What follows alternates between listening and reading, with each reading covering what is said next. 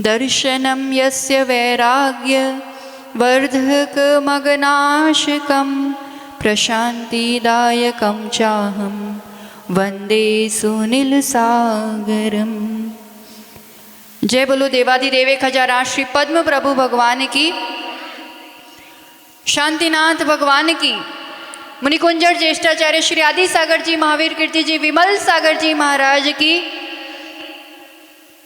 हजी तो शुरुआत है, भक्ति करी करीने थाकी गया है, એવું છે नहीं ने? युग श्रेष्ठ तपस्वी सम्राट आचार्य सन्मति सागर जी महाराज की, चतुर्थ पट्टाधीश्चर्य चक्रवर्ती ममप्राण गुरु श्रेष्ठ आचार्य उगन सुनील सागर जी गुरुदेव की, चर्या शिरोमणि परम पूज्य आचार्य विशुद्ध सागर जी महाराज की, परम पूज्य मुनि श्री प्रशम सागर जी, प्रणुत सागर जी, साध्य सागर जी, जयेंद्र सागर जी महाराज की।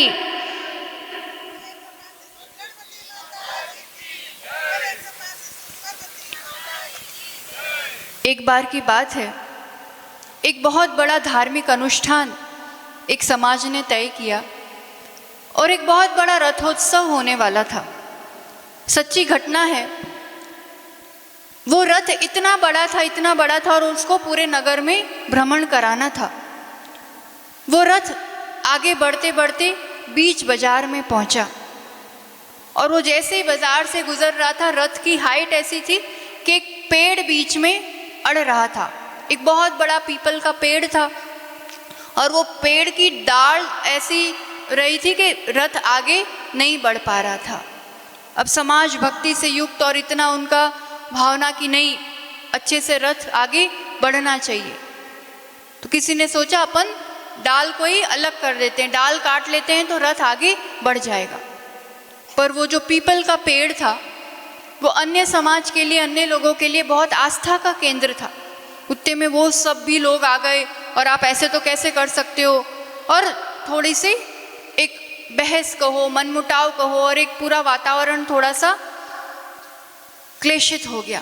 एक कहे हमें तो रथ आगे बढ़ाना, हम तो डाल काटेंगे ही काटेंगे, तो दूसरे कहे सिर कट जाएंगे पर कोई भी इस पेड़ को हाथ नहीं लगा सकता। ऐसे में बात उस नगर सेठ प्रधान राजा के पास पहुंची। राजा वहां पर पहुंचे और सभी को सांत्वना देते हुए और उस माहौल को पहले तो एकदम सकारात्मक और खुशहाल बनाते हुए कहते हैं सभी के लिए, देखिए ये रथ भी आगे बढ़ेगा, रथोत्सव भी आनंद से होगा और ये पेड़ भी जैसा है वैसा का वैसा सुरक्षित रहेगा, ये मेरा वादा है। सबको लगता है ऐसे तो कैसे होगा, सीधा दिख रहा है कि इस रूप से, पर पहले तो सबके लिए वैसे शांत किया गया और सभी के लिए राजा ने कह दिया कि जो जहाँ है सभी अभी थोड़ा थोड़ा पीछे हो जाओ। और उन्होंने तत्काल 100 मजदूर बुलाए और वो जो पेड़ के आसपास की जगह थी उसमें थोड़ा सा उसको गड्ढा जैसे करा दिया, नीचे करा दिया। अब क्या हुआ, जगह थोड़ी नीचे हो गई तो रथ वहाँ से थोड़ा सा नीचे होके वो डाल में अड़ा भी नहीं, वो भी सानंद आगे बढ़ गया और पूरा वातावरण माहौल भी सही हो गया। समाधान जहाँ प्रधान होता है वहाँ कितनी भी कोई भी कैसी भी चुनौतियाँ आ जाए, कैसी भी बात आ जाए, कोई भी अपन बड़ा कार्यक्रम, बड़ी योजनाएं जब भी सोचते हैं, चाहे आप घर परिवार में देख लेना, चाहे धार्मिक अनुष्ठानों में देख लेना, वहाँ जितना बड़ा काम होना है वहाँ उतनी बड़ी चुनौतियाँ आना ही आना, इतनी सहजता से कार्य नहीं होते।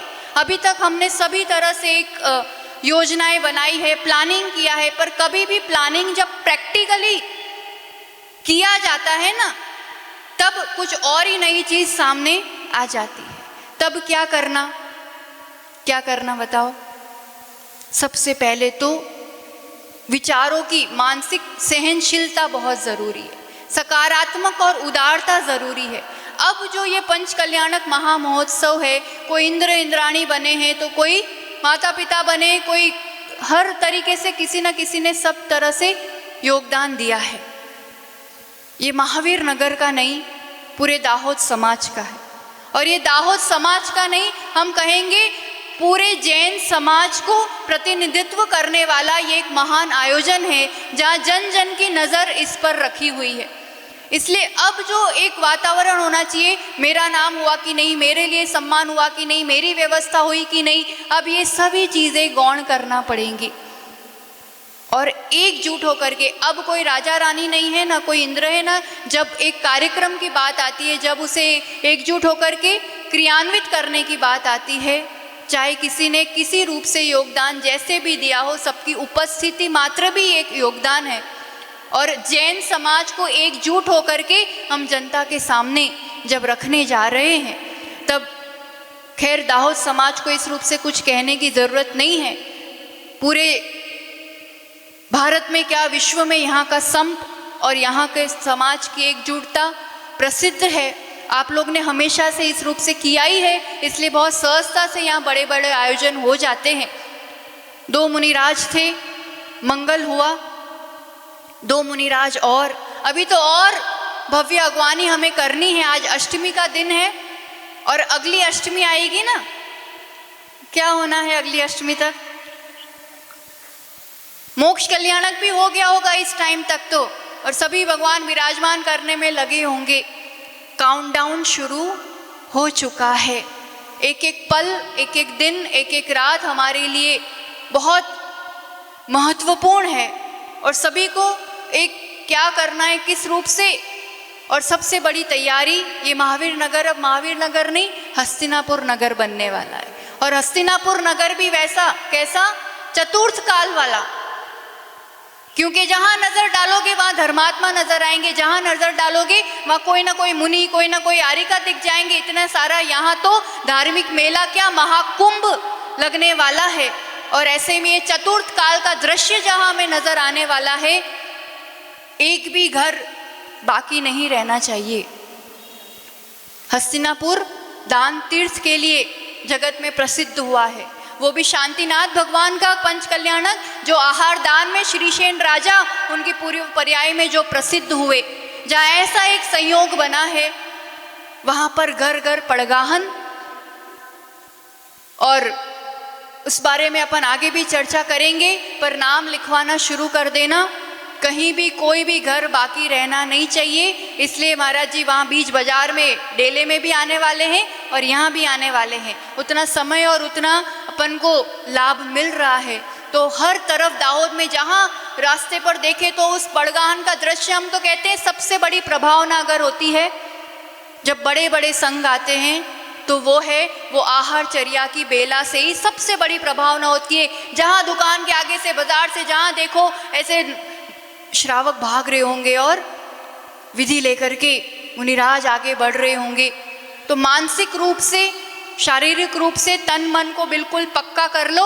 अब अपना जो भी वो थोड़ा बहुत व्यवहारिक गुजरातीपना है ना, वो एक तरफ रख लो। ऐसे भी दाहोद तो मध्य प्रदेश और राजस्थान की बॉर्डर में है, तो वहाँ से थोड़ी शक्ति ले लो और बिल्कुल अपने तन मन को मजबूत करके तैयार हो जाओ। और ये जो थोड़ा सा गैप पड़ा, पहले आचार्य भगवान के आशीर्वाद से 12 तारीख का बोलियों का कार्यक्रम, 14 तारीख को शांतिनाथ प्रभु अपने मूल स्थान पर विराजे। बहुत ही प्रभावना पूर्वक ऐतिहासिक रूप से आचार्य भगवान के आशीर्वाद से वो कार्य हुआ है। आचार्य भगवान के आशीर्वाद से ही जिस जगह के लिए आपको था कि पंडाल की जगह जो जैसी मिलनी चाहिए, वो भी उनके आशीर्वाद से, और वहाँ पर भी एक भव्य तैयारियाँ चल ही रही हैं। आगे भी जो भी होगा ऐतिहासिक रूप से उनके आशीर्वाद से ही होना है। बस श्रद्धा समर्पण अपना वैसा बना रहना चाहिए। मिठाई भी पापा देते हैं तो कभी कभी कड़वी दवाई भी माता पिता ही देते हैं। दोनों स्वीकार करते हैं तो अपना ही उत्थान हुआ करता है। ऐसे श्रद्धा समर्पण के साथ और मुनिराज के चरणों में कोटिशः वंदन करते हुए ये कहना चाहेंगे कि चाहे मुनिराज आचार्य भगवान की आगवानी का एक सपना हो, ये पंच कल्याणक महामहोत्सव को एक ऐतिहासिक स्तर देने का हमारा सपना हो, या फिर हमारे जीवन का सबसे बड़ा स्वप्न, और वो है हमारे आदर्श आरिका विज्ञानमती माता जी के दर्शन करने का जो स्वप्न है।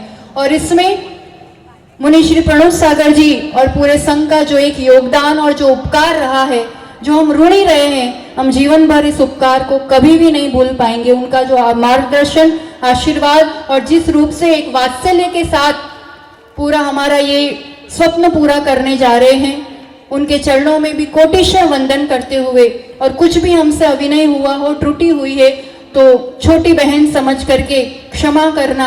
और सभी समस्त समाज के लिए आज से एक आह्वान है, तपस्वी सम्राट के जाप शुरू कर देना, पद्म प्रभु भगवान पर पूरी आस्था रखना, और शांतिनाथ प्रभु का ये पंच कल्याणक कहो, युग प्रतिक्रमण कहो, और ये जो पूरा चतुर्विध संघ का यहाँ मेला लगने वाला है, वो एक अद्भुत ऐतिहासिक कार्यक्रम होने वाला है। उसके लिए हम अपने आप को तैयार कर लें और प्रभु और गुरु हम सबको शक्ति और सद्बुद्धि दे। इसी मंगल भावना के साथ आचार्य भगवान सुनील सागर जी गुरुदेव की मुनिराजों के चरणों में नमोस्तु।